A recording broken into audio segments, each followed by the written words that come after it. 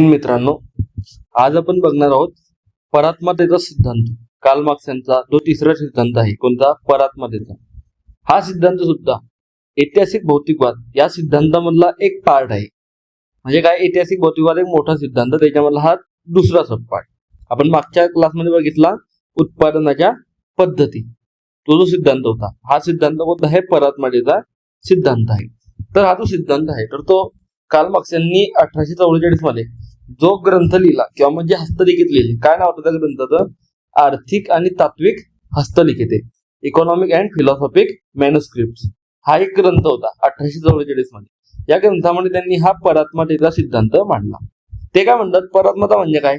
ते म्हणतात की अशी अवस्था आहे की ज्यामध्ये काय होते, जे कामगार असतात, तर ते कामगार भांडवलशाही व्यवस्थेमुळे, कोणामुळे? भांडवलशाही व्यवस्थेमुळे स्वतःच्या श्रमापासून, म्हणजे काय? स्वतःच्या श्रमापासून, स्वतः निर्माण केलेल्या वस्तूपासून, इतर व्यक्तींपासून आणि स्वतःच्या मानवी स्वभावापासून काय होतो? दुरावतो, परात्म होतो, तुटतो किंवा परका होतो. याला ते म्हणतात परात्मता. म्हणजे काय? परात्मता कशी अवस्था आहे? एक अशी अवस्था आहे की ज्यामध्ये जो कामगार असतो, तो कामगार भांडवलशाही व्यवस्थेमुळे काय होतो? स्वतःच्या श्रमापासून, स्वतः निर्माण केलेल्या वस्तूपासून, इतर कामगारांपासून आणि स्वतःचा जो मानवी स्वभाव आहे, तर त्या स्वभावापासून काय होतो? दुरावतो. याला ते काय म्हणतात? परात्मता म्हणतात. आता काय प्रवाह आहे याचा बघा. सर्वात आधी काय झाली? औद्योगिक क्रांती झाली. औद्योगिक क्रांती झाल्यानंतर काय झालं? भांडवलशाहीचा उदय झाला. भांडवलशाहीचा उदय झाल्यामुळे काय झालं? उत्पादन जे साधनं होती, उत्पादनाची शक्ती ज्या होत्या, उत्पादनाची साधने, त्याच्यावरती खाजगी मालकी प्रस्थापित झाली. खाजगी मालकी प्रस्थापित झाली त्याच्यामुळे काय झालं? जे कामगार होते, तर त्यांनी आपली काय केली? श्रमशक्ती विकली. कशासाठी? आपलं जे उपभोग आहे, आपल्याला जीवन जगण्यासाठी जे पैसा लागणार आहे किंवा म्हणजे साधन संपत्ती लागणार आहे, तर त्याच्यासाठी कामगारांनी काय केलं? श्रमशक्ती विकली. का? कारण त्यांच्याकडे भांडवल नव्हता, त्यांच्याकडे काय होतं? फक्त श्रम होतं. त्याच्यानंतर काय झालं? उत्पादनावर कोणाचे नियंत्रण झाले? भांडवलदारांचे नियंत्रण झाले. आणि कामगाराची मालकी आणि नियंत्रण काय झालं? नष्ट झालं.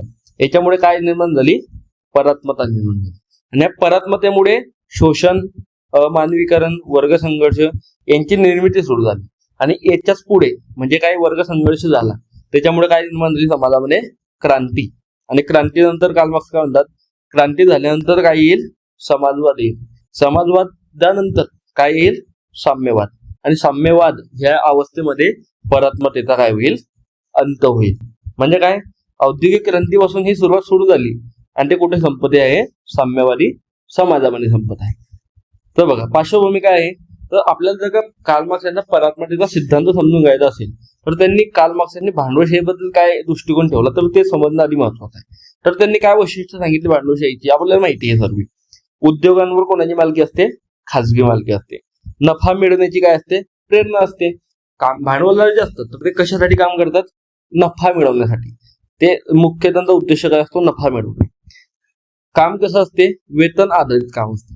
म्हणजे काय? जेवढं काम ते करतील, जेवढे श्रमिक कामगार जेवढं काम करतील, तेवढं त्यांना काय मिळेल? वेतन मिळेल. भांडवलशाही समाजामध्ये स्पर्धा असते, ही माहिती आहे आपल्याला.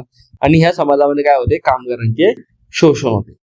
आता बघा, भांडवलदाराच्या मालकीतील कोणत्या कोणत्या गोष्टी भांडवलदाराच्या मालकीच्या असतात? कारखाना भांडवलदाराच्या मालकीचा असतो. यंत्रसामग्री भांडवलदाराच्या मालकीची असते. कच्चा माल, तयार वस्तू, कच्चा माल, पक्का माल, ह्या गोष्टी सुद्धा कोणाच्या मालकीच्या असतात? भांडवलदाराच्या मालकीच्या असतात. आता बघा, कामगाराच्या मालकीत कोणती गोष्टी आहे? फक्त श्रम करणे, फक्त लेबर देणे, फक्त काम करणे, एवढंच मालकी कोणाची आहे? कामगाराची आहे. बाकीच्या सर्व गोष्टीवरती मालकी कोणाची आहे? भांडवलदारांची आहे. याच्यामुळे काय होते? कामगाराकडे श्रमशक्तीशिवाय दुसरं कोणतं साधन नाही. त्याच्यामुळे त्याला जर काही त्याचं स्वतःचं जीवन जगायचं आहे, तर त्याच्यासाठी त्याला आपली श्रमशक्ती विकावी लागते. यामुळे काय होते? परात्मतेची प्रक्रिया सुरू होते. म्हणजे ते काय म्हणतात की भांडवलशाही व्यवस्था जी आहे, तर भांडवलशाही व्यवस्थेमुळे कामगारांना आपलं उपभोग, आपलं जीवन जगण्यासाठी आपला श्रम विकावा लागतो. आणि तो श्रम विकल्यामुळेच त्यांना कशाची निर्मिती होते? कशाची प्रक्रिया सुरू होते? परात्मतेची प्रक्रिया सुरू होते, असं त्यांनी सांगितलं. आता अर्थ काय बघा परात्मतेचा? म्हणजे काय? परात्मता म्हणजे काय? सिंपल टर्म म्हणजे अजून कार्ल मार्क्सची डेफिनेशन नाही. सिंपल टर्म मध्ये आपण जे म्हणतो परात्मता म्हणजे काय, तर ज्या गोष्टीवर नैसर्गिकरित्या आपला हक्क असतो त्या गोष्टीपासून दूर होणे किंवा तिच्याशी असलेले आपले नाते तुटणे.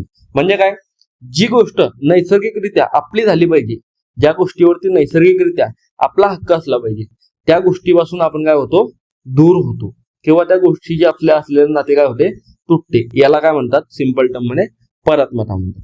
आता कार्ल मार्क्स यांनी काय म्हटलं, परात्मतेची डेफिनेशन काय सांगितली, तर कामगार काय होतात, स्वतःच्या श्रमापासून दूर होतात, स्वतः तयार केलेल्या वस्तूपासून दूर होता, समाजापासून दूर होता आणि स्वतःच्या अस्तित्वापासून दूर होता. याला त्यांनी काय म्हटलं, परात्मता म्हटली. आपण वरती एक डेफिनेशन मागितली. कोणती होती डेफिनेशन ती, की भांडवलशाही व्यवस्थेमध्ये जे कामगार असतात तर ते कामगार स्वतःपासून दूर होतात, उत्पादनापासून दूर होतात, उत्पादन प्रक्रियेपासून दूर होतात आणि सहकामगारांपासून दूर होतात. याला ते काय म्हणतात, परात्मता म्हणतात. आता बघा, कामगार संपत्ती निर्माण करतो परंतु मात्र तो गरीबच राहतो. विचार करा ना, जो कामगार आहे तर त्याने वस्तू तयार केलेली आहे ती, परंतु त्या वस्तूवरती अखेर मालकी देखील आहे का, नाही. त्याला फक्त त्या वस्तूमधला काही 10%, 5% तोच भाग भेटणार आहे. कशाच्या स्वरूपामध्ये, वेतनाच्या स्वरूपामध्ये. बाकीचा सर्व 90-95% नफा कोणाला जाणार आहे, भांडवलदारांना जाणार आहे. आता बघा, परात्मता का निर्माण होते असा प्रश्न येतो आपल्याला, की परात्मता निर्माण का होते. मार्क्स काय म्हणतो, पहिली गोष्ट की खाजगी मालमत्ता. म्हणजे काय, उत्पादनाची साधने भांडवलदारांच्या मालकीची असतात, कामगाराकडे कोणतीच मालकी नसते. म्हणजे काय, विचार करा, जर का सर्व म्हणजे उत्पादनाच्या सर्व जी साधने आहेत त्याच्यावरती जर का भांडवलदारांची मालकी असेल तर त्याच्यामुळे काय होणार आहे, भांडवलदार जे सांगतील ते कामगारांना करावं लागेल. म्हणजे काय, कामगार आपल्या स्वतःपासूनही, उत्पादनापासूनही, सहकामगारापासूनही आणि उत्पादन प्रक्रियेपासूनही काय होणार आहे, परात्म होणार आहे. दुसरं कारण काय देतात ते, वेतन आधारित श्रम. म्हणजे काय, कामगार केवळ उपजीविकेसाठी आपली श्रमशक्ती विकतो. इथं असं आहे का, की कामगारांना स्वतःची काहीतरी इच्छा आहे आणि तो स्वतः इनोव्हेशन करतोय आणि स्वतःच्या मनाने तो इच्छा काम करतोय, असं नाहीये. तर तो जरी स्वतःच्या मनाने देत असला तरी तो फक्त काम कशासाठी करतोय, आपलं पोट भरण्यासाठी, आपली उपजीविका भागवण्यासाठी. तो स्वतःची इच्छा आहे म्हणून तो काम करतोय का, नाही. तर त्याला आपली उपजीविका भागवायची आहे, आपल्या कुटुंबाची उपजीविका भागवायची आहे, याच्यासाठी तो काय करतो आहे, काम करतो आहे. याच्यामुळे सुद्धा कामगार परात्म होतो. तिसरं कारण काय दिलं त्यांनी, श्रम विभाजन. म्हणजे काय, कामगाराला सतत एकाच प्रकारचे छोटे काम करावे लागतात. म्हणजे काय, कामगाराला फक्त असं एक स्पेसिफिक काम दिलेलं आहे की तू एवढंच काम करायचं, मग तो व्यक्ती रोज तेच काम करण्यामुळे काय होते, तो व्यक्ती परात्मता अनुभवतो, तो व्यक्ती दुरावतो, नवीन गोष्टींपासून तो व्यक्ती दुरावतो. चौथं काय आहे, यांत्रिक उत्पादन. म्हणजे काय, कामगार जो आहे तर तो यंत्राचा एक भाग बनून जातो. म्हणजे काय, ज्या प्रकारे यंत्राला त्याचं जे स्पेसिफिक काम आहे तर तो यंत्र तेवढंच काम करेल, तो यंत्र दुसऱ्या यंत्राचं काम करणार नाही. त्याच प्रकारे भांडवलशाहीमध्ये काय झालेलं आहे, जो कामगार आहे तर त्या कामगाराला एक असं स्पेसिफिक काम दिलेलं आहे यंत्रासारखं, की तो तेवढंच काम करेल, त्याला दुसरं काम करणं अलाउड नाही. हे झालं चौथं कारण.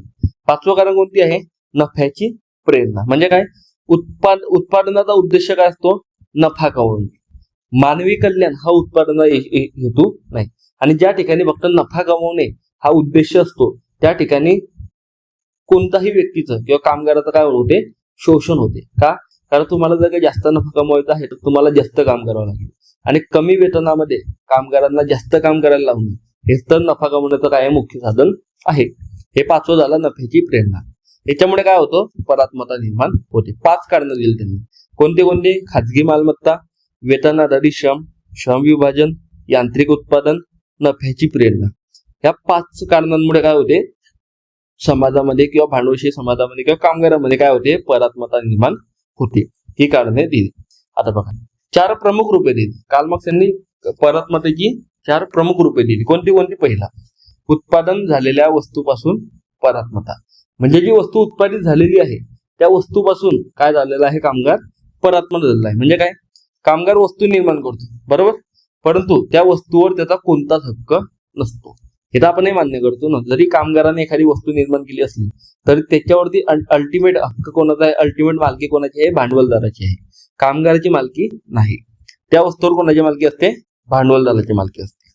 कामगार काहीतरी निर्माण करतो परंतु त्याच्यावर त्याचे नियंत्रण किंवा उपभोगाचा अधिकार नसतो, बरोबर. याचं उदाहरण काय आहे, बुटांच्या कारखान्यातील जे कामगार दररोज 500 जोडी बूट तयार करतो, परंतु ते सर्व बूट कोणाच्या मालकीचे असतात?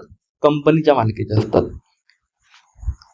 म्हणजे काय, कदाचित त्या कामगाराने तो जो बूट तयार केलेला आहे तो बूट त्याला नंतर पैशाने विकत घेणे परवडत सुद्धा नसेल, परंतु अल्टिमेट तयार कोणी केलेला आहे? त्याने केलेला आहे. परंतु त्याला विकत घेण्याची सुद्धा त्याची लायकी किंवा परवडेबल आहे का त्याला तो? तर नाही. म्हणजे काय, पहिला काय झाला की उत्पादन केलेल्या वस्तूपासून कामगार काय झाला? परात्मक झाला. वैशिष्ट्य काय आहे ती? उत्पादनावर मालकी नाही, उत्पादनावर नियंत्रण नाही. वस्तू ही कशाची गोष्ट आहे? विक्रीयोग्य माल बनते. म्हणजे काय, वस्तू निर्माण झाली तर ती वस्तूवरती मालकी कोणाची? हे भांडवलदाराची. आणि भांडवलदार त्या वस्तू काय करणार आहे? ती वस्तू विकणार आहे. म्हणजे ती वस्तू काय होणार आहे? अल्टिमेट विक्री योग्य होणार आहे. त्या वस्तूपासून होणारा नफा कोणाला मिळतो? भांडवलदाराला मिळतो. परिणाम काय होतो? आता कामगाराने तयार केलेल्या वस्तू त्याच्या समोर स्वतंत्र शक्तीप्रमाणे उभी राहते. म्हणजे काय, जरी ती वस्तू कामगाराने तयार केलेली असली तरी ती वस्तू तयार झाल्यानंतर एक वेगळी किंवा स्वतंत्र वस्तूप्रमाणे कामगाराच्या समोर उभी राहते. म्हणजे जरी त्यांनी ती तयार केली असली तरी ती वस्तू तो खरेदी करेल की नाही याची गॅरंटी नाही. असा त्याचा परिणाम होतो. हे झालं पहिला. दुसरं काय, त्यांनी दुसरं रूप कोणतं सांगितलं? श्रम प्रक्रियेपासून परात्मता. म्हणजे काय, काम कसे करायचे यावर कामगाराचे कोणतेच नियंत्रण नसते. म्हणजे काय, प्रक्रिया जी असते, काम करण्याची जी प्रक्रिया आहे याच्यावरती सुद्धा कामगाराचे नियंत्रण नसते. भांडवलदार ठरवतो. काय ठरवतो भांडवलदार? कामाचे तास किती असले पाहिजे, कामाचा वेग किती असला पाहिजे, काम करण्याची पद्धत कशी असली पाहिजे, नियम काय असतील, उद्दिष्ट काय असेल, हे सर्व कोण ठरवतो? भांडवलदार ठरवतो. त्याच्यामुळे काय होते, काम ही जी आहे तर ते आनंददायी किंवा सर्जनशील प्रक्रिया राहत नाही, तर ती कशी प्रक्रिया बनते? सक्तीची जबाबदारी बनते. त्याचं उदाहरण काय आहे बघा. जे संयोजन रेषा असते त्याच्यावर काम करणारा कामगार. संयोजन रेषा म्हणजे काय? जी चेन असते आपली, कारखान्यामध्ये आपण जे काम करतो, कारखान्यामध्ये काम करताना इथं एक वस्तू बनते, इथे एक वस्तू बनते, इथे एक वस्तू बनते, इथे एक माणूस उभा आहे, इथे एक माणूस उभा आहे, इथे एक माणूस उभा आहे. ही एक जी चेन आहे, तर तिथं काम करणारा कामगार जो असतो तर तो दररोज 8 तास फक्त एकच खेळा किंवा एकच भाग बनवण्याचे काम करतो. त्याला नवीन कल्पना मांडण्याची किंवा सर्जनशीलता दाखवण्याचे स्वातंत्र्य नसते. म्हणजे काय झालं इथं, त्याला भांडवलदारांनी जेवढं काम दिलेलं आहे तो तेवढंच काम करेल, दुसरं काम तो करणार नाही, किंवा मग दुसरं काम करणं त्याला अलाउड नाही, किंवा मग त्याला नवीन कल्पना मांडणे सुद्धा अलाउड नाही. ही झाली उदाहरण. तर वैशिष्ट्य काय बघा, एकाच प्रकारचे काम करावं लागतं. कामगाराला एकाच प्रकारे पुनरावृत्तीचे काम करावे लागते. त्याच्यामुळे काय निर्माण होतो? एक सुरीपणा निर्माण होतो, एकच काम केल्यामुळे. याच्यामुळे काय होते? सर्जनशीलतेचा, इनोव्हेशनचा काय होतो? अभाव होतो. आणि याच्यामुळे काय होते? स्वायत्तता गमावली जाते, स्वायत्ततेचा अभाव होतो. परिणाम काय होतो? काम हे समाधानाचे साधन राहत नाही, तर ते कशाचे कारण बनते? यातनांचे, शोषणाचे कारण बनते. हे झालं दुसरं. म्हणजे काय, श्रमाची जी प्रक्रिया आहे, काम करण्याच्या प्रक्रियेपासून सुद्धा कामगार परात्मक होतो. तिसरं रूप त्यांनी काय सांगितलं? मानवी स्वभावापासून परात्मता. म्हणजे काय बघा, हा परात्मकीकरणाच्या सिद्धांतातील सर्वात तात्विक आणि महत्वाचा भाग मानला जातो. आता बघा, मानवी स्वभाव काय असतो? मानवी स्वभाव म्हणजे काय? तर मार्क्स काय म्हणतो? मनुष्य जो आहे, मनुष्य तर तो नैसर्गिकरित्या कसा आहे? सर्जनशील आहे, बुद्धिमान आहे, एक सामाजिक आहे, उत्पादनक्षम आहे आणि स्वतंत्र आहे. प्राणी केवळ जगण्यासाठी श्रम करतात. जे प्राणी असतात आपले, जे दुसरे प्राणी वगैरे असतात, ते कुत्रा झालं, माणूस झालं, हे फक्त स्वतःला जगण्यासाठी काम करतात. म्हणजे काय, स्वतःचा उपभोग, स्वतःचं जीवन जगण्यासाठी ते लोक, ते प्राणी काम करतात. परंतु मनुष्य कसा आहे? विचारपूर्वक, जाणीवपूर्वक, सर्जनशील पद्धतीने काम करतो. ही त्याची काय आहे? खरी मानवी ओळख आहे. म्हणजे काय, मार्क्स काय म्हणतात की प्राणी आणि मनुष्य यांच्यामध्ये काय आहे फरक? प्राणी फक्त कशासाठी काम करतात? आपलं जीवन जगण्यासाठी, आपली जी उपभोग जे आहे, आपलं केवळ जीवन जगण्यासाठी ते काम करतात. परंतु मनुष्य तसा आहे का? नाही. मनुष्य फक्त जीवन जगण्यासाठी काम करतो का? तर नाही. ते काय म्हणतात? मनुष्य हा विचारपूर्वक, जाणीवपूर्वक आणि सर्जनशील पद्धतीने काम करतो. त्याच्यामुळे काय, भांडवलशाही व्यवस्था ही मनुष्याची सर्जनशीलता काय करते? नष्ट करते, असं ते म्हणतात. उदाहरणार्थ काय बघा, एक उत्कृष्ट चित्रकार उपजीविकेसाठी दिवसभर कारखान्यात एकाच प्रकारचे काम करण्यास बाध्य होतो. त्यामुळे त्याला स्वतःची कल्पनात्मक क्षमता व्यक्त करता येत नाही. म्हणजे काय, एक उत्कृष्ट चित्रकार आहे तो, म्हणजे त्या व्यक्तीला चांगलं चित्र काढता येते. परंतु भांडवलशाही व्यवस्थेमध्ये त्या व्यक्तीला त्याचं स्वतःच त्याला स्वतःची जी आवड आहे, स्वतःचे जे कौशल्य आहे, तर ते आजमावण्याची संधी दिली जात नाही. तर भांडवलदार जे काम त्यांना सांगेल तेच काम त्यांना करावं लागेल. याच्यामुळे काय होते, त्या चित्रकाराची स्वतःची जी कल्पनात्मक क्षमता आहे तर ती काय होते, तुटते, बंद होते, ती व्यक्त करता येत नाही. परिणाम काय होतो, मनुष्य काय होतो, आपल्या खऱ्या मानवी स्वभावापासून दूर जातो. म्हणजे काय, त्याचं जे मेन कौशल्य आहे तो व्यक्ती विसरत चालतो. त्याची सर्जनशीलता काय होते, नष्ट होते. तो यंत्राप्रमाणे काम करू लागतो, स्वतःची बुद्धी वापरत नाही. त्याचे व्यक्तिमत्व दडपले जाते. म्हणजे काय, त्याचं जे अल्टिमेट व्यक्तिमत्व आहे तर ते काय होते, दडपलं जाते. हे झालं तिसरं स्वरूप. चौथं स्वरूप काय आहे, इतर व्यक्तींपासून परात्मता. आता इतर व्यक्ती म्हणजे कोण बघा, भांडवलशाही व्यवस्था ही सहकार्याऐवजी काय करते, स्पर्धेला चालणार. म्हणजे काय, भांडवलशाही व्यवस्थेमध्ये असं आहे का की बाबा सर्व जे कामगार आहे तर त्यांनी सहकार्याने काम करावं आणि सहकार्याने काम करून आपलं उत्पादन करावं, असं आहे का, नाही. तर भांडवलशाही व्यवस्थेमध्ये सहकार्यापेक्षा कशाला महत्व असते, स्पर्धेला महत्व असते, कॉम्पिटिशनला महत्व असते. त्याच्यामुळे कामगारांना सतत स्पर्धा करावी लागते. कशासाठी स्पर्धा करावी लागते, नोकरी मिळवण्यासाठी, अधिक वेतन मिळवण्यासाठी, पदोन्नती, जे प्रमोशन वगैरे म्हणतो आपण, त्या प्रमोशनसाठी त्यांना काय करावं लागते, एक दुसऱ्याची, आपल्या सहकामगारांची काय करावं लागते, स्पर्धा करावी लागते. तर याच्यामुळे काय होते, भांडवलदार कामगारांचे शोषण करतात. का, कारण की जे सर्व कामगार आहेत तर ते स्वतःमध्ये स्पर्धा करत आहे. त्याच्यामुळे ते भांडवलदारांविरुद्ध आवाज उठवतील का, नाही. त्याच्यामुळे काय होते, भांडवलदार कामगारांचे शोषण करतात. ग्राहक आणि उत्पादक यांच्यातील नातेही मानवी न राहता केवळ व्यवहारापुरते मर्यादित राहते. म्हणजे काय होते इथं, की जो ग्राहक आहे आणि जो उत्पादक आहे यांच्यामध्ये नाते फक्त कसे आहे, व्यवहारापुरते. जेवढा व्यवहार आहे तेवढंच ते एक दुसऱ्याला ओळखतात. ते त्या व्यवहारापलीकडे एक दुसऱ्याला ओळखत नाहीत. सर्व मानवी संबंध बाजारपेठेतील व्यवहारांमध्ये रूपांतरित होतात. म्हणजे काय, सर्व जे मानवी संबंध असतात तर ते मानवी संबंध फक्त कशासाठी असतात, व्यवहार. म्हणजे बाजारपेठेमध्ये जेवढा व्यवहार होतोय आपला दुकानदारासोबत तेवढंच आपण त्यांना ओळखतो, त्याच्यानंतर आपण त्यांना ओळखत नाही. म्हणजे काय होते, सर्व जे मानवी संबंध असतात तर ते कशामध्ये रूपांतरित होत आहे, बाजारपेठेतील व्यवहारांमध्ये रूपांतरित होत आहे. याच्यामुळे परिणाम काय होतो, लोक एकमेकांपासून दूर होतात, सहकार्याची भावना कमी होते, मानवी संबंध व्यावसायिक स्वरूपाचे बनतात. प्रत्येक गोष्ट आपण फक्त नफ्यासाठी बघतो आणि समाजामध्ये एकाकीपणा कमी होतो. समाजात एकाकीपणा वाढतो. म्हणजे काय, समाजामध्ये एकाकीपणा म्हणजे व्यक्ती एकटा राहतो, व्यक्ती सहकार्यामध्ये राहण्यापेक्षा कसा राहतो, एकटा राहतो. म्हणून समाजामध्ये एकाकीपणा वाढतो. एकत्रीकरण वेगळं, एकाकीपणा वेगळा. आता बघा, हे काय झालं तर त्यांनी काय सांगितले, 4 रूप सांगितले, 4 स्वरूप सांगितले. कोणते कोणते सांगितले, तर पहिला कोणता सांगितला, की उत्पादन झालेल्या वस्तूपासून परात्मा होते. म्हणजे जी वस्तू कामगाराने उत्पादित केलेली आहे त्या वस्तूवरती त्याचं नियंत्रण राहत नाही.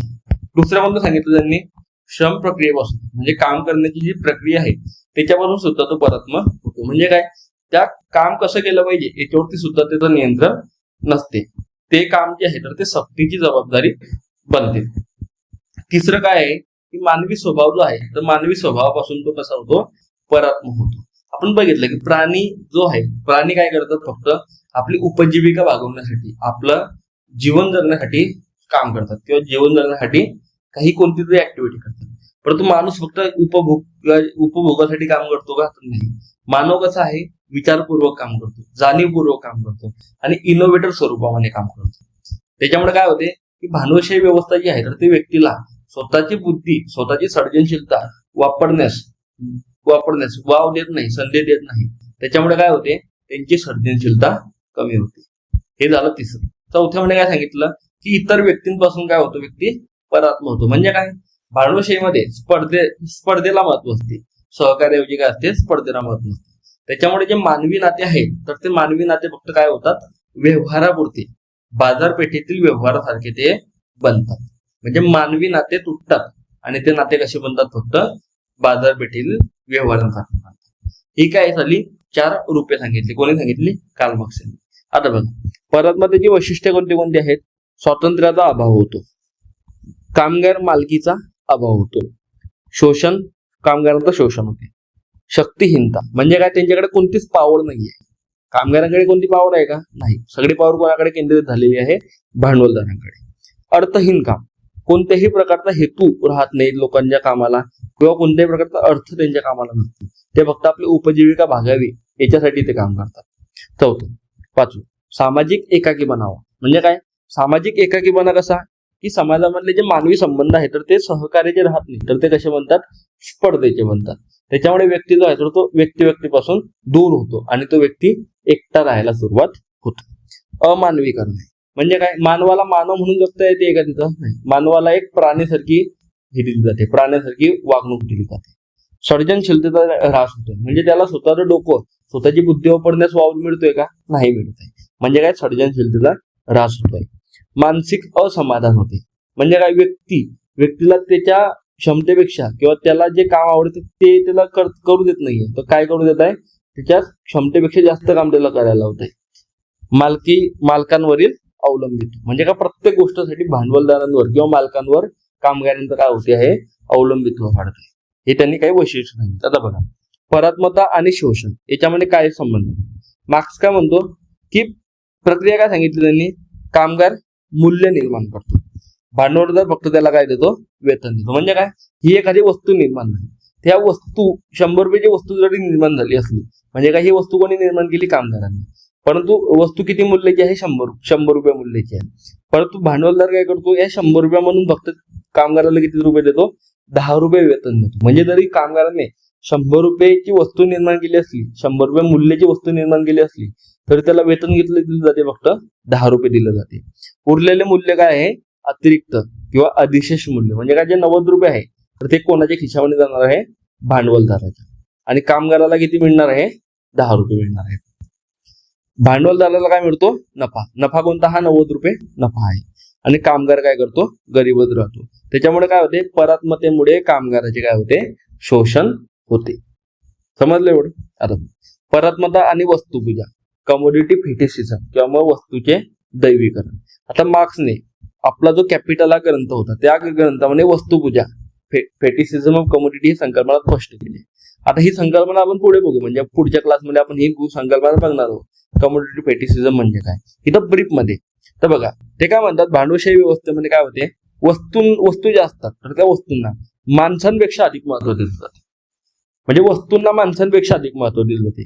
मानवी संबंध वस्तूंमधील संबंधांसारखे दिसू लागतात. म्हणजे मानवामध्ये संबंध जे आहेत तर ते मानवी राहता का नाही, तर ते वस्तूमध्ये जसे संबंध राहतात, दोन वस्तूंमध्ये जसे संबंध राहतात, एक उच्च वस्तू एक नीच वस्तू, त्या प्रकारचे संबंध मानवामध्ये निर्माण होतात. पैसा मानवी जीवनावर वर्चस्व गाजवतो. म्हणजे काय? मानवी जीवनावरती आता वर्चस्व कोण गाजवते? पैसा गाजवतो. याला ते म्हणतात फेटिसिझम ऑफ कमोडिटी. वस्तूची पूजा करणे, ना की माणसाची, मानवी संबंधाची पूजा करणे. उदाहरण काय दिलं बघा, महागड्या हात घड्याळाचे कौतुक केले जाते, परंतु ती घड्याळ तयार करणाऱ्या कामगाराकडे कोणी लक्ष देत नाही. म्हणजे काय? वस्तूची पूजा केली जाते, मानवाची पूजा केली जात नाही. यामुळे काय होते? परात्मता अधिक तीव्र होते. हे झालं. आता बघा, परात्मतेची कारणे काय आहेत? मेन तर आपण वरती पण बघितली होती कारणे. तर कोणती आहे? भांडवलशाही व्यवस्था, ही तर मेन कारण आहे. उत्पादनाच्या साधनांवरील खाजगी मालकी, हे झालं दुसरं कारण. तिसरं कारण कोणतं आहे? वेतन आधारित श्रम. चौथं कारण कोणतं आहे? श्रम विभाजन. पाचवं यांत्रिकीकरण. सहावं नफा मिळण्याची प्रेरणा. सातवं काय आहे? कामगारांचे शोषण. आणि आठवं काय आहे? वर्गांमधील असमानता. हे सर्व काय आहेत? परात्मतेची कारणे. हे सगळे माहिती आहे आपल्याला. आता बघा, परिणाम काय होता बघा. आर्थिक परिणाम काय होतो परात्मतेचा? तर कमी वेतन मिळते. काय मिळते? कमी वेतन मिळते. याच्यामुळे काय होते? दारिद्र्य वाढते. दारिद्र्य वाढलं त्याच्यामुळे काय होते? बेरोजगारी वाढते. बेरोजगारी वाढली काय निर्माण होते? समाजामध्ये आर्थिक विषमता निर्माण होते. सामाजिक परिणाम काय आहे? समाजामधील लोक जे आहेत ते एकाकीपणा अनुभवतात. म्हणजे काय? एकटे राहतात लोक. समाजातील परस्पर संबंध कसे होतात? कमकुवत होतात. समाजामध्ये स्पर्धा वाढते. सहकार्याऐवजी काय वाढते? स्पर्धा वाढते. त्याच्यामुळे काय होतो? संघर्ष वाढतो. हे झाली सामाजिक परिणाम. मानसिक परिणाम काय होतो? तर जो कामगार आहे तर त्याला मानसिक ताण येतो, मानसिक तणाव येतो, नैराश्य येते, निराशा येते. जे जीवन आहे आपलं, तर जीवन कसं वाटू लागतं? त्याला निरर्थक वाटू लागते. त्याचा आत्मसन्मान कमी होतो आणि त्याला चिंता वाढते. हे काय झाली? मानसिक परिणाम. आता राजकीय परिणाम काय होतो? वर्ग संघर्ष तीव्र होतो. म्हणजे काय? जे अभिजात वर्ग आहे किंवा जो भांडवलदार वर्ग आहे, जो साधारण कामगार वर्ग आहे, यांच्यामध्ये काय होतो, संघर्ष निर्माण होतो. आणि तो संघर्ष कुठं होतो, राजकीय लेवलला निर्माण होतो. कामगार चळवळी निर्माण होतात. आपण जे बघतो, कामगार चळवळी का निर्माण होतात, कामगारांना चांगला हक्क, चांगल्या कामाच्या परिस्थिती भेटल्या पाहिजे म्हणून याच्यासाठी काय होत्या, कामगार चळवळी निर्माण होतात. आणि क्रांतीची शक्यता वाढते, म्हणजे क्रांतीची शक्यता याच्यामुळे वाढते. हे झाली राजकीय परिणाम. आता बघा, मार्क्स यांनी उपाय काय दिले याच्यावरती, परात्मतेवरती उपाय काय सांगितले त्यांनी. बघा, मार्क्स काय म्हणतो की भांडवलशाही व्यवस्थेमध्ये परात्मता पूर्णपणे नाहीशी होऊ शकत नाही. म्हणजे काय, भांडवलशाही व्यवस्थेमध्ये परात्मता पूर्ण नाहीशी होऊ शकत नाही. त्यासाठी त्यांनी काय प्रक्रिया दिली, त्यासाठी पुढील प्रक्रिया आवश्यक आहे. कोणती कोणती बघा, भांडवलशाही व्यवस्था. भांडवलशाही व्यवस्थेमध्ये वर्ग जाणीव निर्माण होते. म्हणजे काय, भांडवलशाही व्यवस्था जी आहे, तर भांडवलशाही व्यवस्थेमध्ये जे कामगार आहेत, तर ते कामगारांमध्ये काय निर्माण होते, वर्ग जाणीव निर्माण होते. म्हणजे सहकारी स्पर्धेऐवजी काय निर्माण होते, आता सहकार्य वाढते. सर्व जे कामगार आहेत, तर त्यांना आपल्या वर्गाची, कामगार जो वर्ग आहे, तर त्याची जाणीव होऊ लागते. त्याला म्हणतात ते वर्ग जाणीव. म्हणजे काय, सर्व कामगारांना आपल्या शोषणाच्या परिस्थितीची काय होते, जाण होते. याच्यामुळे काय होते, कामगार संघटित होतात, कामगारांचे संघटन निर्माण होते. आणि कामगारांचे संघटन निर्माण झाले की कामगार काय करतात, भांडवलदारांविरुद्ध क्रांती पुकारतात. आणि समाजामध्ये काय निर्माण होते, सर्वहारा क्रांती होते. आणि सर्वहारा क्रांती झाली की समाजामध्ये येतो समाजवाद, साम्यवादनी अजून काय येतो, समाजवाद येतो. आणि समाजवाद आल्यानंतर उत्पादनाच्या साधनांवर मालकी कोणाची बनते, सामूहिक मालकी बनते. आणि सामूहिक मालकी बनल्यानंतर काय निर्माण होतो, साम्यवाद येतो. आणि साम्यवादामध्ये परात्मता पूर्णतः नाहीशी होते. म्हणजे काय, कार्ल मार्क्स यांनी काय सांगितलं की जर का तुम्हाला परात्मता, कामगारांची जी परात्मता एलिनेशन जे आहे, तर ते जर का पूर्ण संपवायचं आहे, पूर्ण जडपासून तोडायचं आहे, तर त्याच्यासाठी तुम्हाला साम्यवादी समाजाची गरज लागेल. साम्यवादी समाजाची निर्मिती करावी लागेल. आणि तो कसा होईल, वर्ग जाणीव निर्माण होईल. म्हणजे भांडवलशाहीमध्ये जेव्हा कामगारांमध्ये, भांडवलशाही अवस्थेमध्ये जेव्हा कामगारांमध्ये वर्ग जाणीव निर्माण होईल, तेव्हा ते भांडवलदाराविरुद्ध क्रांती करतील. आणि क्रांतीनंतर समाजामध्ये परात्मतेचा नाश, असं त्यांनी काय दिले, उपाय दिले. साम्यवादी समाजामध्ये काय असतील की उत्पादनाची साधने समाजाच्या सामूहिक मालकीची असतील. कोणाच्या मालकीची असतील, सामूहिक मालकीची. उत्पादन प्रक्रियेवर कामगारांचे काय असेल, नियंत्रण असेल. म्हणजे उत्पादन कसं केलं पाहिजे यावरती नियंत्रण कोणाचं असेल, आता कामगारांचं असेल. श्रम सक्तीचे न बनता कसे बनेल, सर्जनशील बनतील. म्हणजे ते श्रम आहे, लेबर जे आहे, काम जे करतायत लोक, तर ते आता सक्तीचे बनेल का नाही, तर ते कसं बनेल, सर्जनशील, इनोव्हेटर बनेल. उत्पादनाचा उद्देश खाजगी नफा नसेल, तर काय असेल, मानवी गरजांची पूर्तता करणे. शोषण आणि परात्मता काय होईल, नाहीशी होईल. हे कशात होईल, साम्यवादी समाजामध्ये. आता याच्यावरती टीका काय काय केलेल्या आहेत बघा. मॅक्स वेबर यांनी काय टीका केली की वेबर काय म्हणतात, जे परात्मता आहे तर त्याचं कारण केवळ फक्त भांडवलशाही नाहीये. म्हणजे परात्मतेचं कारण केवळ भांडवलशाही व्यवस्था नाहीये. तर ते काय म्हणतात, आधुनिक समाजामधील जी नोकरशाही आहे, नियमांचे अतिरेकी पालन करणे झाले किंवा मग विवेकाधिष्ठित व्यवस्था व्यक्तीला विलग करते. म्हणजे काय, ते काय म्हणतात अल्टिमेट की फक्त भांडवलशाही व्यवस्था जी आहे तर ती कामगाराला परात्म करते असं नाही, तर भांडवलशाही व्यवस्थेसोबतच नोकरशाही जी आहे, नोकरशाही ब्युरोक्रेसी ही सुद्धा काय करते, कामगारांना परात्म करते. त्यामुळे परात्मता ही केवळ भांडवलशाहीची देणगी नाहीये, तर ती कशाची देणगी आहे, अजूनही आधुनिक संघटनात्मक व्यवस्था. म्हणजे काय, आधुनिक, आपण ज्या संघटनात्मक व्यवस्था बघतो, जसं की उदाहरणार्थ नोकरशाही वगैरे झाली, तर यांची सुद्धा ती काय आहे, एक परिणती आहे, एक काय आहे, परिणाम आहे, काय, परात्मता. हे झालं मॅक्स वेबर यांनी. दुर्खिम काय बोलले की समाजातील परात्मतेची समस्या केवळ आर्थिक शोषणामुळे निर्माण होत नाही. म्हणजे समाजामध्ये जी परात्मता किंवा समाजामध्ये जी परात्मतेची समस्या निर्माण झालेली आहे, तर ती फक्त आर्थिक शोषणामुळे निर्माण झालेली नाही, तर ते काय म्हणतात की सामाजिक नियमांचे विघटन झालेले आहे. म्हणजे समाजामध्ये जे नियमन होते, समाजामध्ये जे नियम होते, तर त्यांचं काय झालं, विघटन झालं. समाजामध्ये जे मूल्य होते, तर त्यांचा काय झाला, ऱ्हास झाला. आणि प्रमाणकहीनता म्हणजे काय, अॅनोमी वगैरे, अॅनोमीची संकल्पना बघू आपण जेव्हा बघू, प्रमाणकहीनता किंवा मग नियमनहीनता ज्याला म्हणतात, यामुळे काय होते, व्यक्ती समाजापासून परात्म होते, व्यक्ती समाजापासून दूर होते. त्यामुळे परात्मतेचे स्पष्टीकरण फक्त आर्थिक दृष्टिकोनातून देता येणार नाही. तर दुर्खिम काय बोलले की परत्मता केवळ आर्थिक शोषणामुळे निर्माण होत नाही, तर कशामुळे निर्माण होते? सामाजिक नियमांचे जेव्हा विघटन होते, समाजातील मूल्यांचा जेव्हा ऱ्हास होतो, आणि जेव्हा समाजामध्ये कोणत्याही प्रकारचे नियमन राहत नाही, समाजामध्ये जेव्हा नियमनहीनता येते, तेव्हा समाजामध्ये व्यक्ती परात्म होतो. हे काय सांगितलं दुर्खिम. जॉर्ज सिमेल काय बोलले, यांनी काय म्हटलं की आधुनिक नागरी जीवन, पैशावर आधारित अर्थव्यवस्था आणि सामाजिक संबंधाची औपचारिकता यामुळे हे व्यक्ती विलग होतो. यांनी काय काय कारणं सांगितली परात्मतेची, की पैशावर आधारित. बघा, आधुनिक नागरी जीवन, आता बघा शहरामध्ये जे नागरी जीवन असते, तर शहरामध्ये जे व्यक्ती राहतात, तर एका बिल्डिंग मध्ये शेजारी शेजारी जे लोक राहतात शेजारी फ्लॅटमध्ये, तर त्यांना शेजारी आपल्या शेजारी कोण राहते हे सुद्धा माहित नसते. म्हणजे ते काय होत आहे, आपल्या शेजाऱ्यांपासून सुद्धा काय होत आहे, परात्म होत आहे. म्हणजे काय, आधुनिक नागरी जीवन. हे आधुनिक नागरी जीवन कसं असते, व्यस्त असते, त्यांना एक दुसऱ्याशी बोलण्याचा वेळ नसतो. पैशावर आधारित अर्थव्यवस्था, म्हणजे अर्थव्यवस्था कशावर आधारित आहे, फक्त पैशावर. प्रत्येक गोष्टीला पैशापासून तोललं जाते. तिसरं काय सांगितलं, सामाजिक संबंधांची फक्त एक औपचारिकता असते. म्हणजे आपण फक्त शहरामध्ये कोणतेही काम, कोणतेही संबंध कसे राखतो, फक्त कामापुरते. आपण त्या व्यक्तीशी किंवा त्या संस्थेची आपण आपले जे संबंध आहेत, तर ते जिव्हाळ्याचे लावतो का नाही, आपण फक्त औपचारिक संबंध ठेवतो, फक्त कामापुरते संबंध ठेवतो. याच्यामुळे काय होते, व्यक्ती परात्म होते.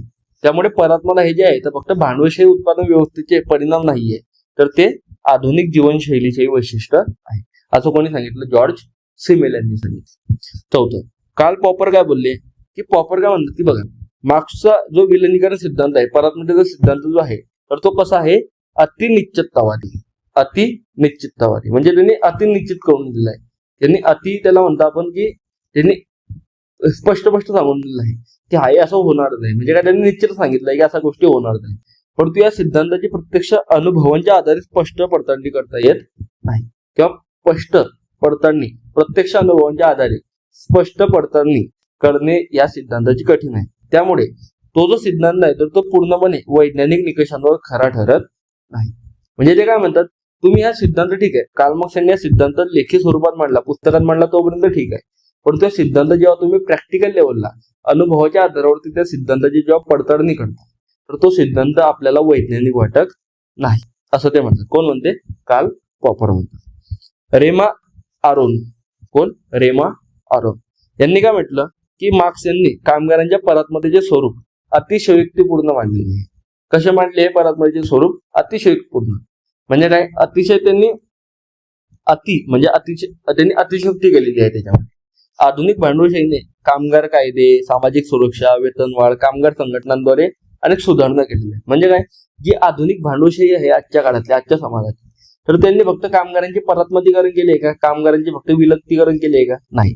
तर त्यांनी कामगारांसाठी काही चांगले कामही केलेले आहेत. जसे की कामगार कायदे झाले, सामाजिक सुरक्षा झाल्या, वेतन वाढ झाली, कामगार संघटनांद्वारे अनेक ज्या सुधारणा करण्यात आलेल्या आहेत, या गोष्टी चांगल्या गोष्टी केलेल्या आहेत. त्याच्यामुळे रेमा औरंगा म्हणतात की फक्त भांडवलशाहीने परात्मता गेली एवढं सत्य नाही, तर भांडवलशाहीने काही चांगल्या गोष्टी केलेल्या आहेत.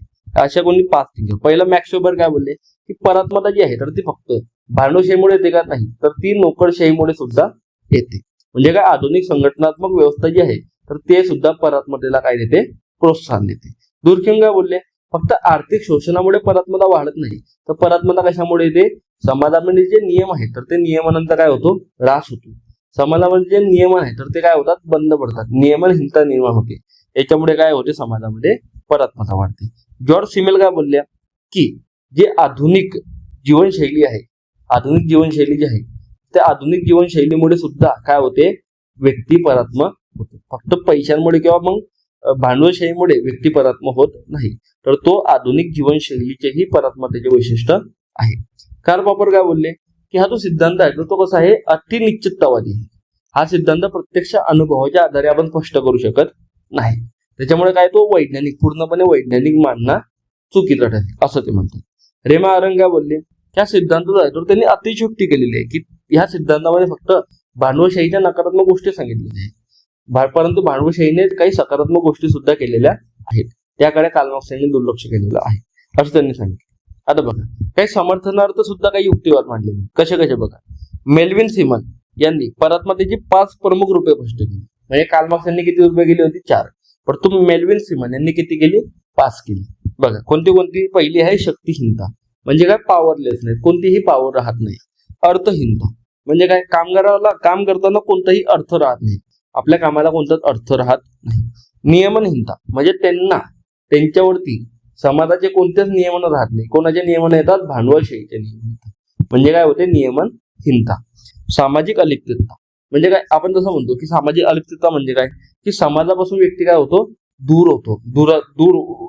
काय होतो? अलिप्त होतो. आणि काय होतं? स्वपरकेपणा म्हणजे काय? व्यक्ती स्वतःपासून पण काय होतो? परात्म होतो, स्वतःपासून सुद्धा काय होतो? दूर होतो. असं कोणी सांगितलं? मेल्विन सिमन. म्हणजे मेल्विन सिमन यांनी 5 गोष्टी सांगितल्या. कोणत्या सांगितले त्यांनी रूपे? शक्तिहीनता, अर्थहीनता, नियमनहीनता, सामाजिक अलिप्तता आणि स्वपरकेपणा, हे 5 रूपे सांगितले. आता बघा हर्बर्ट मार्क्यूस हे काय बोलले? औद्योगिक समाज आणि उपभोक्तावादी संस्कृतीमुळे माणसाची स्वतंत्र विचारशक्ती, सर्जनशीलता आणि चिकित्सक दृष्टी काय होते? कमी होते. ते काय म्हणतात? मार्क्यूस काय म्हणतात की आधुनिक समाज किंवा उपभोक्तावादी जी संस्कृती वाढत आहे त्याच्यामुळे काय होते? माणसाची जी स्वतंत्र विचार करण्याची क्षमता आहे, माणसाची जी सर्जनशीलता आहे आणि त्याची जी चिकित्सक दृष्टी आहे ती कशी होती आहे? कमी होती आहे. आणि कामगार फक्त यंत्रवत जीवन जगू लागला आहे. फक्त एक यंत्रासारखा कामगार काय करतोय? जीवन जगत आहे. त्यामुळे परात्मता अधिक तीव्र होते, असं कोण म्हणते? हर्बर्ट मार्क्यूस म्हणते. पुढचं जॉर्ज लुकाच हे काय म्हणतात? बघा भांडवलशाही व्यवस्थेमध्ये मानवी संबंधांनाही वस्तूप्रमाणे वागणूक मिळते. म्हणजे काय? जे मानवी संबंध असतात तर त्यांना सुद्धा भांडवलशाही समाजामध्ये कशी वागणूक मिळते? एका वस्तूप्रमाणे वागणूक मिळते. व्यक्तीचे सामाजिक आणि मानवी मूल्य कमी होते आणि सर्व गोष्टींचे मोजमाप कशावरच्या निकषावर होते? फक्त आर्थिक निकषांवर होते. म्हणजे प्रत्येक गोष्ट कशाच्या निकषावर मोजली जाते? तोडली जाते?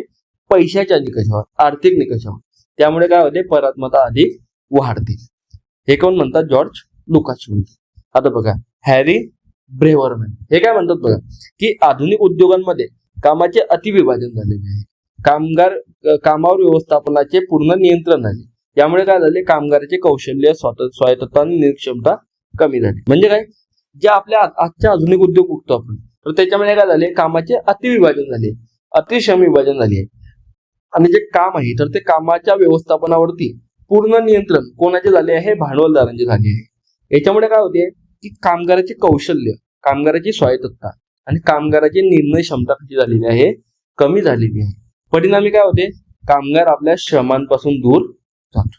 कामगार आपल्या श्रम म्हणजे काय? आपल्या लेबर पासून, आपल्या कामापासून काय होतो? दूर होतो. आणि काय अनुभवतो?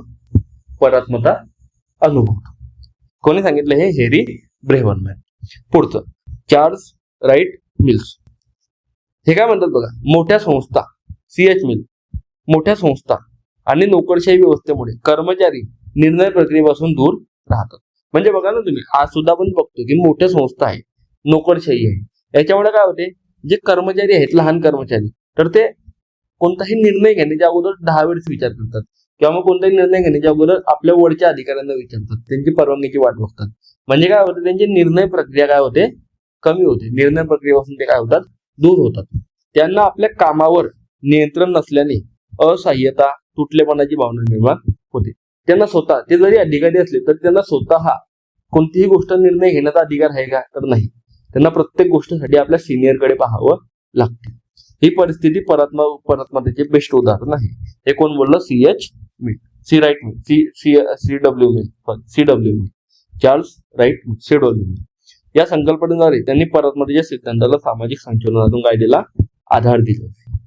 रिचर्ड सेनेट यांनी काय म्हटलं? बघा अस्थिर रोजगार, तात्पुरत्या नोकऱ्या आणि सतत बदलत जाणारे कामाचे स्वरूप याच्यामुळे काय होते? कामगाराची ओळख, आत्मसन्मान आणि दीर्घकालीन बांधिलकी कशी होत आहे? कमी होते. म्हणजे काय? रोजगार कसा झालाय? आज अस्थिर झालेला आहे. कधीही कोणालाही कामावून काढू शकतो. तात्पुरत्या नोकऱ्या जसं गिग वर्कर किंवा मग सतत बदलणारे कामाचे स्वरूप, म्हणजे कामाचे स्वरूप सतत बदलत आहे. याच्यामुळे काय होते? कामगाराची स्वतःची ओळख, आत्मसन्मान आणि दीर्घकालीन जी बांधिलकी आहे ते कशी होते? कमी होते. त्याच्यामुळे व्यक्तीला स्वतःच्या कामाशी आणि समाजाशी असलेले जे नाते असते ते कसे वाटते? कमकुवत वाटते. असं कोणी सांगितलं? Richard senate. म्हणजे काय? पहिलं मेलविन सिमन यांनी 5 रूपे सांगितले. कोणती कोणती? शक्तिहीनता, अर्थहीनता, नियमनहीनता, सामाजिक अलिप्तता आणि स्वपरकेपणा. हे त्यांनी 5 परतमध्येचे रूपे सांगितले.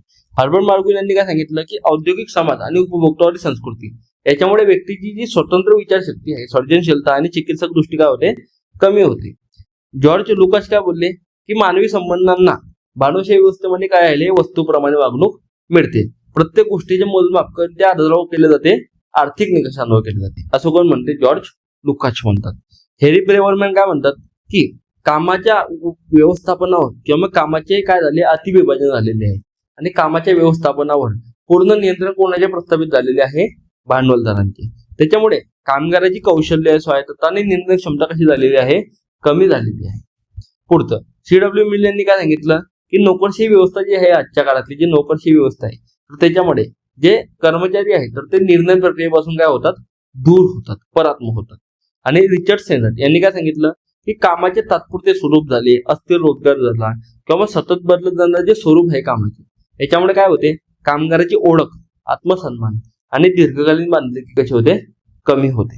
हे त्यांनी सांगितलं. आता आजच्या काळामध्ये या सिद्धांताची उपभोक्ता कशी आहे बघा. गिग अर्थव्यवस्थेमध्ये आपल्याला हे बेस्ट दिसते. कसं की गिग कामगारांना वेतन, कामाचे तास, कामाच्या अटी याच्यावरती त्यांचे फारसे नियंत्रण नसते. अल्गोरिदम वर कामाचे वाटप केले जाते. म्हणजे अल्गोरिदम काय करते? कामाचे वाटप करते, कामाचे रेटिंग, उत्पन्न निश्चित करतात. त्यामुळे काय होते? कामगारांना असह्य निर्माण होते. म्हणजे काय झालं? गिग वर्कर जे आहे तर त्यांना वेतन झालं, कामाचे तास झाले, कामाच्या अटी झाले, याच्यावरती त्यांचं कोणतं नियंत्रण नसते. या सर्व गोष्टी कोण नियंत्रित करते?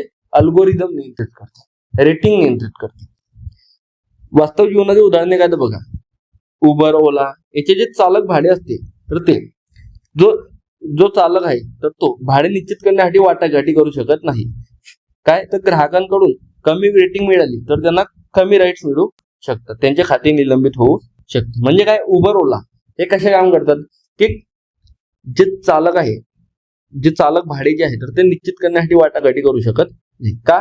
कारण की ग्राहकांकडून त्यांना जर का कमी रेटिंग मिळाली किंवा मग त्यांना कमी प्रोत्साहन मिळालं तर त्यांचं काय होते?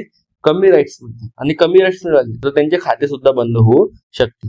म्हणजे काय? आपले भाडे किती असले पाहिजे याच्यावरती सुद्धा, उबर, ओला मध्ये आपले भाडे किती असले पाहिजे याच्यावरती सुद्धा गिग वर्करचा किंवा मग जो ऑटो रिक्षा चालक आहे तर त्याचं कोणतं नियंत्रण नाही.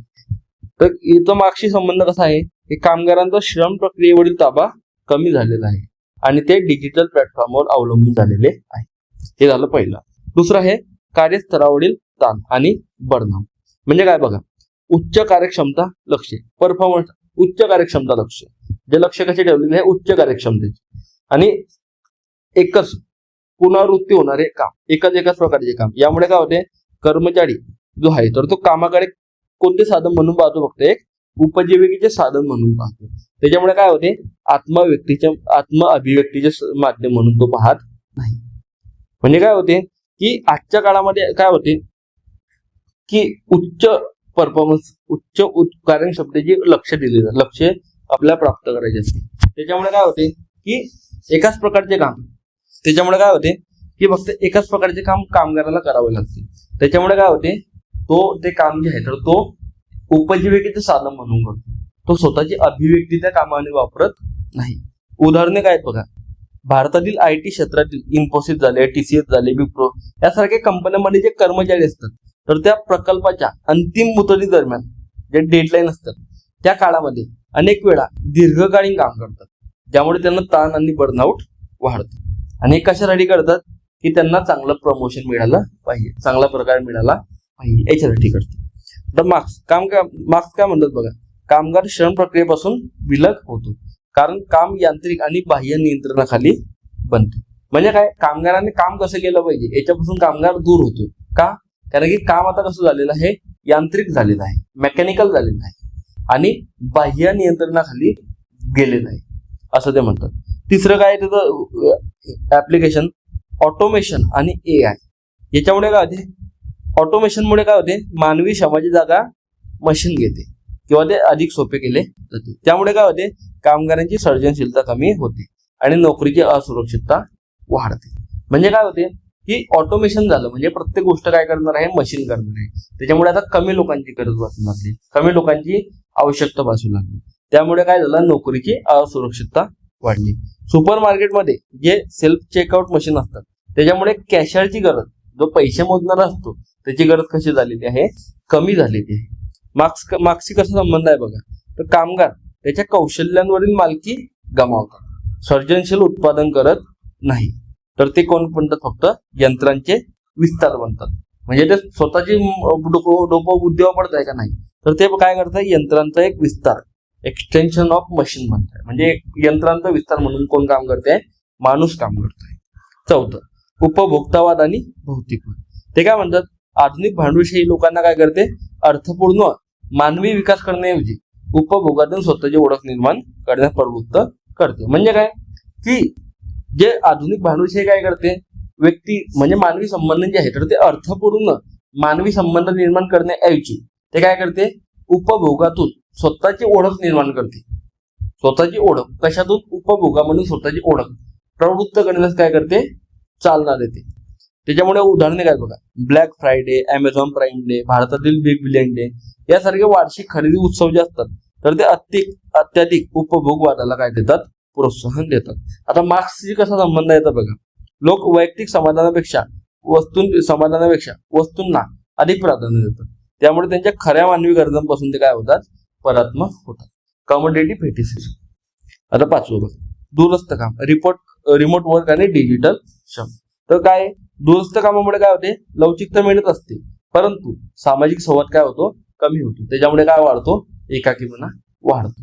म्हणजे काय, जरी आपण दूरस्थ काम करतोय, म्हणजे काय, दूर जाऊन काम करतोय, रिमोट दूर जाऊन काम करतोय, तरी आपल्याला जरी लवचिकता मिळत असली तरी सामाजिक संवाद कसा होतो, कमी होतो. म्हणजे दूरस्थ काम म्हणजे काय, ऑनलाईन काम, ऑनलाईन वगैरे जे काम करतात, की घरी बसून वर्क फ्रॉम होम वगैरे काम करतात, याच्यामुळे काय होते की लवचिकता मिळते, ठीक आहे, तुम्हाला फ्लेक्सिबिलिटी मिळते, परंतु तुमचा सामाजिक संवाद कमी होते. तुमचा संवाद कसा होतोय, व्हर्च्युअल होतोय.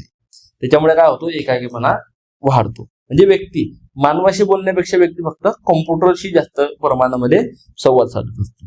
अनेक बहुराष्ट्रीय कंपन्यांमध्ये दिवसभर व्हर्च्युअल मीटिंग होत असतात. त्याच्यामुळे झूम फटीक जो असतो, झूम फटीक हा वाढलेला आहे. तर मार्क्सशी कसा संबंध आहे, तो सहकारी कामगारांपासून परात्मता. याच्यामुळे काय होते, सामाजिक संबंध कमकुवत होतात.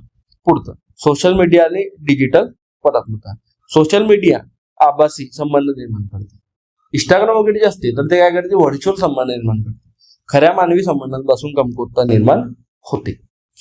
इंस्टाग्राम, टिकटॉक यावर तासंतास वेळ घालवणारे जे तरुण मुलं असतात तर ते आदर्श जीवनशैलीची स्वतःची तुलना करतात. म्हणजे काय, त्यांनी इंस्टाग्रामवरती जे बघितलेलं आहे इन्फ्लुएन्सर, तर त्यांच्याशी स्वतःची तुलना करतात आणि त्याच्यामुळे चिंता, कमी आत्मसन्मान त्यांना काय होतो, निर्माण होतो. म्हणजे ते प्रत्यक्षपणे काय करतात, प्रत्यक्ष लोकांची भेटण्याऐवजी ते इंस्टाग्राम, टिकटॉक याच्यावरती जास्त वेळ देतात. आणि त्याच्यावरती जास्त वेळ दिल्यामुळे टिकटॉक, इंस्टाग्रामवरती जे इन्फ्लुएन्सर्स आहेत तर त्यांचे जे हिरो वगैरे आहेत तर त्यांना स्वतःशी काय करतात, ते तुलना करतात. आणि तुलना केल्यामुळे आपल्याला काय म्हणतात, ते आपण त्यांच्यापेक्षा कमी होत आणि याच्यामुळे काय निर्माण होते, चिंता निर्माण होते. तर मार्क्सची कसा संबंध आहे, तंत्रज्ञानामुळे स्वतःपासून आणि इतरांपासून काय होते, विलगीकरण होते असं ते म्हणतात. पुढचं,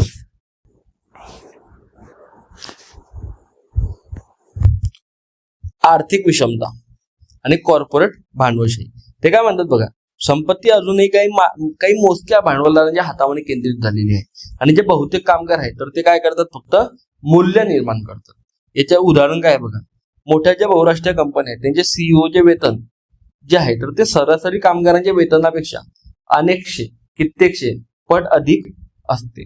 तर मार्क्सशी कसा संबंध आहे याचा बघा, भांडवलदाराचे मालक अतिरिक्त मूल्य स्वतःकडे ठेवतात. म्हणजे काय, जे भांडवलाचे मालक असतात तर ते सरप्लस जे आहे, आपण जे म्हणतो सरप्लस, अधिशेष मूल्य, तर ते कोणाकडे ठेवतात, स्वतःकडे ठेवतात. तर कामगारांना फक्त काय देतात, वेतन देतात. याच्यामुळे काय होते, परात्मता वाढते. पुढचं, प्लॅटफॉर्म भांडवलशाही आणि डेटा श्रम. याचं काय आहेत बघा, वापरकर्ते नकळत फक्त मौल्यवान डेटा निर्माण करतात ज्यातून तंत्रज्ञान कंपन्या नफा कमावतात. म्हणजे काय, जे वापर करतात, आपण इंस्टाग्राम वापरतो, इंस्टाग्रामवरती आपण जो कंटेंट बनवतो तो कंटेंट आपण त्यांना फ्री मध्ये अवेलेबल करून दिलेला आहे, परंतु त्या कंटेंटचा, त्या डेटाचा वापर त्या कंपनी आहे तर त्या आपला नफा कमवतात, त्याच्यातून आपला नफा कमवतात. उदाहरणार्थ बघा, फेसबुक, इंस्टाग्राम, युट्यूब, टिकटॉक याचे जे वापरकर्ते असतात त्यांनी जे सामग्री, कंटेंट जो तयार केलेला आहे किंवा त्यांनी जे एंगेजमेंट, जाहिरातीतून उत्पन्न निर्माण करतात, म्हणजे काय, त्यांनी जे एंगेजमेंट केलेलं आहे तर त्याच्यामुळे काय होते, जाहिरातून ह्या सर्व गोष्टींनी काय होते, उत्पन्न निर्माण होते. परंतु त्या बदल्यामध्ये त्यांना फार कमी किंवा काही मोबदला मिळत नाही. म्हणजे काय, इंस्टाग्राम फेसबुक याच्यावरती जो कंटेंट निर्माण केलेला आहे तर त्याच्यासाठी त्यांना काहीच मोबदला मिळत नाही, किंवा काय त्यांना फक्त काही प्रमाणामध्ये मोबदला मिळतो. परंतु त्या कंटेंटचा सगळ्यात जास्त वापर कोण करतात, ह्या तंत्रज्ञान कंपन्या करतात आणि स्वतःचा नफा कमवतात. तर मार्क्सशी कसा संबंध आहे याचा, तर व्यक्ती जो आहे तर तो मूल्य निर्माण करणारे श्रम करतात. म्हणजे काय, व्यक्तीने एखादी वस्तू व्यक्तीने निर्माण केली, कोणी व्यक्तीने निर्माण केली, परंतु त्याने त्या उत्पादनावर किंवा मूल्यावर त्याचे मालकी हक्क नाही. त्याच्यावरती मालकी हक्क कोणाचे आहे, भांडवलदाराचे आहे. अशा प्रकारे त्यांनी आजच्या समाजामध्ये सुद्धा त्यांचा सिद्धांत आपल्याला मोठ्या प्रमाणामध्ये पाहायला मिळतो. आता बघा, शेवटी आपण कन्क्लुजन निष्कर्षामध्ये हे लिहू शकतो, कोट लिहू शकतो, जे एरिक फ्रॉम आहे तर त्यांनी काय सांगितलं की मार्क्स यांची मध्यवर्ती चिंता ही मानवाच्या मुक्तीची होती. म्हणजे काय, आपण शेवटी काय लिहू की आपल्या शेवटी जर का मार्क्स यांचा परतमधील सिद्धांत याच्या समर्थनार्थ एखादी ओढ लिहिली तर आपण काय लिहू की जे एरिक फ्रॉम आहे तर त्यांनी काय म्हटलं की मार्क्स यांची मध्यवर्ती चिंता काय होती, हा सिद्धांत मांडण्याच्या मागे त्यांनी मानवाची मुक्तता करणे, मानवाची या सर्व शोषणापासून मुक्तता करणे ही काय होती, मध्यवर्ती चिंता होती. तर त्यांचं काय मत होतं की मार्क्सचा जो परात्मतेचा सिद्धांत आहे तर तो मानवतावादी आहे. याचा उद्देश काय आहे की माणसाची सर्जनशीलता, स्वातंत्र्य आणि मानवी प्रतिष्ठा त्या माणसाला पुन्हा प्रस्थापित करून देणे. म्हणजे काय, शेवटी मानवतावादी आहे, त्याला कोणत्याही व्यवस्था, त्याला जरी भांडवलशाही व्यवस्था उलटून टाकायची आहे तर भांडवलशाही व्यवस्था त्याला का उलटून टाकायची आहे, कारण की भांडवलशाही व्यवस्था कामगाराचे शोषण करते, म्हणजे काय, अमानवी आहे. आणि कार्ल मार्क्स काय म्हणतात, फ्रॉम काय म्हणतात की कार्ल मार्क्स हे मानवतावादी होते आणि त्यांना मानवाला आपली स्वातंत्र्य, आपली सर्जनशीलता, आपली प्रतिष्ठा पुन्हा मिळवून द्यायची होती. त्याच्यासाठी ते काय करतात, त्यांनी हा सिद्धांत मांडलेला आहे, असं कोण म्हणते, एरिक फ्रॉम म्हणतात. तर अशा प्रकारे आपला हा जो सिद्धांत होता, कोणता, परात्मतेचा सिद्धांत, तो इथे संपलेला आहे.